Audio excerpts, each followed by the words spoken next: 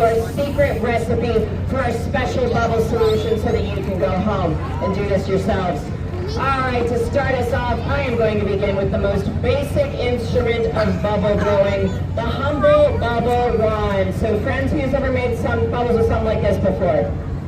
A couple of you, well, it's very simple. You'll take your wand, dunk it into your solution, and blow in order to get some cute, tiny bubbles. Just like that. Now, bubble wands come in all sorts of shapes and sizes. This is just a little one. I have one here that's a bit bigger, and with this there are two ways you can blow bubbles. The first is to blow using your mouth, like I was doing before. And the second way is to take that wand and wave it back and forth. So guys, there are three key factors to consider when blowing bubbles. First factor is your bubble apparatus. That's what the bubble is coming off of. Second factor is your bubble solution. That's what makes the bubble itself. And the third and perhaps the most important factor is the wind. So guys, there are no bubbles without a breeze. You need some air to come and fill your bubble up and carry it away. Now, as you can see and feel, we've got kind of a light breeze going on today. It was a little blustery earlier, but it's kind of calms down tonight. So we're going to see how that impacts our bubbles today. All right, I'm going to move on to something else with which you might be familiar. Who has ever worked with a bubble tray before?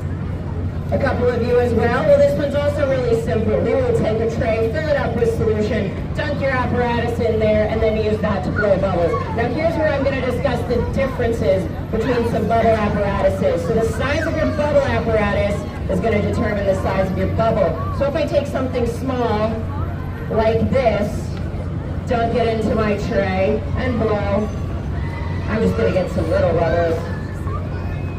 Just some tiny guys. However, if I take something a little bigger, something that looks like this, we are going to see some much bigger bubbles. Awesome. Now, I've got one more wand here. Take a look at this. It's a little bit different. Kind of looks like a sunshine. So as you can see, there's a nice big circle in the center and a whole bunch of little circles all around the outside. So guys, what sorts of bubbles do you think this is going to make? Big and little? Well, let's find out. Look at that. So as you can see, that big bubble comes out first. The bigger your bubble is, the more the wind is going to impact it. The less of a breeze you need in order to make bubbles. And then when I switch it around just a little bit faster, I can get those tiny bubbles coming off. There we go. Easy as that.